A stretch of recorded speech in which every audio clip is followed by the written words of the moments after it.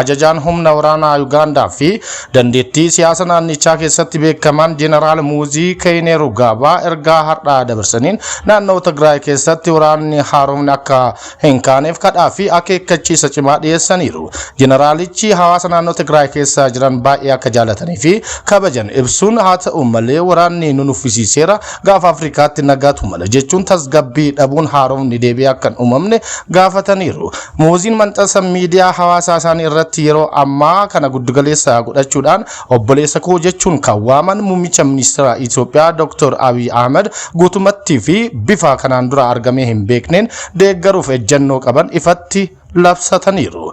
Ergaan ajajaa waraanaa Uganda kun siyaasaa fi nageenya naannichaa irratti ejjennoo hooggantoonni Afrikaa biroo qaban kan mul'isu yoo ta'u dhiibbaa akkamii uuma dhimmi jedhu xiyyeeffannoon hordofamaa jira. Giddugalli chaarjessaa yeroo tokkotti konkolaataa 24 humna guutuu danda'u hojii eegale. Tajaajilli elektiriikii Itoophiyaa giddugala chaarjessaa yeroo tokkotti konkolaattota 24 humna guutuu danda'u magaalaa Finfinneetti hojii eegalchiiseera.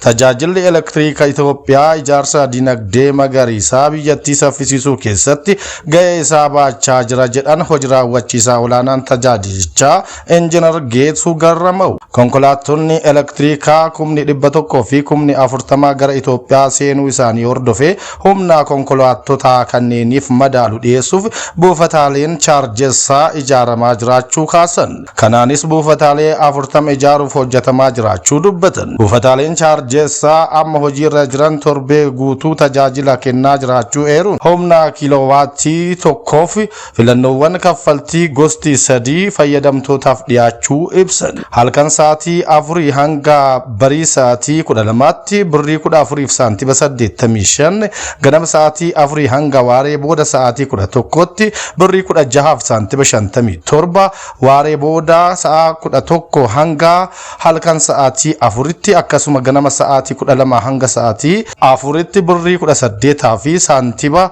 28 kan kaffalamu ta'uu himan. Buufanni chaarjessaa konkolaattota elektiriikaa saffisaa har'a eebbifame kun tajaajilichaaf piroojeektii arfaffaa ta'uu ibsaniiru. Ministeer Deetaan Ministeera Geejjibaa fi Loojistiikii obbo Bari'oo Hasan guutuu biyyattiitti buufataaleen chaarjessa baatirii saffisaa 2230 ijaaruuf karoorfamee hojjetamaa jiraachuu himan.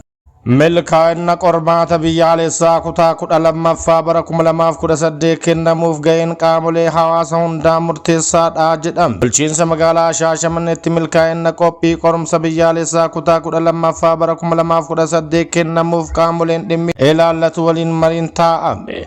Itti aanaa kantiibaa fi itti gaafatamaan tajaajila hawaasaa obbo Awwal Hasan Jibichoo qorumsa bara kana kennamu haala kanaan dura baratamerraa adda karaa onlaayiniin kan kennamu waan ta'eef xiyyeeffannoo olaanaan itti kennamu akka qabu kaasu. Dadhabbii hawaasaa fi barattoota keenyaa fiixaan akka ba'uuf qaamoleen hunduu ga'ee mataa isaanii baachuu akka qaban himan. Qormaanni kun haala namuusa isaa eegee fi rakkoowwan teeknikaa gama ibsaa fi neetworkiitiin mudachuu danda'an adda baasuun milkaa'inaan akka xumuramuuf qooda fudhattoonni hunduu tumsuu akka qaban dhaama. Ibaan magaalaa Shaashamannee obbo Adaanaa Takla Goorgis Jaldoo gama isaaniitiin qormaata biyyaalessaa bara kana kennamu milkeessuuf ga'een qaamolee hawaasaa hundaa murteessaa ta'uu himuun hojiileen qaama nageenyaa fi loojistiikii garaagaraatiin jiran qophaa'uun haal duree jiru gaarii ta'uu kaasaniiru. Akkasumas qormaanni hojii barnootaa keessatti sadarkaa beekumsa dandeettii fi hojii barattoota madaaluuf qophaa'u keessaa isa guddaadha. Kanaaf qophii qormaataa irratti xiyyeeffannoo guddaa kennuun barbaachisaa ta'uu himuun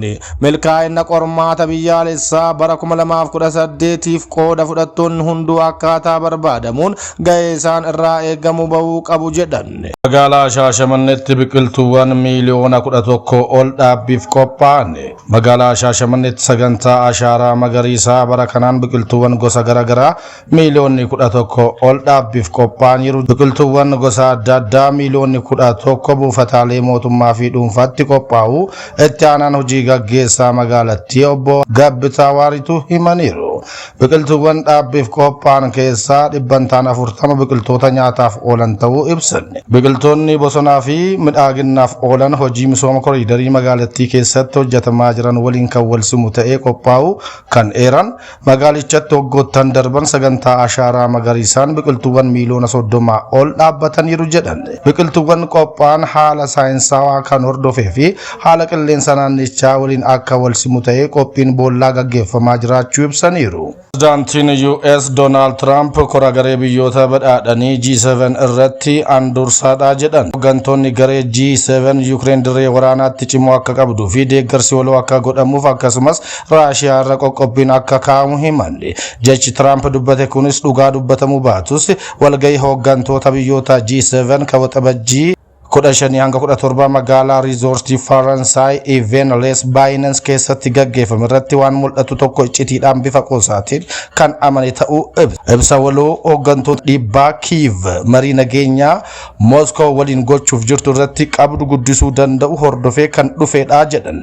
Pireezidaantiin Ukraine Vladimir Zelensky fi michuuwwan isaa garee G7 haleellaan Ukraine bu'aa buusaa akka jiruu fi Raashiyaan ajandaa marii godhamu murteessuu akka hin dandeenye Trump ittiin hawwachuu fedhu.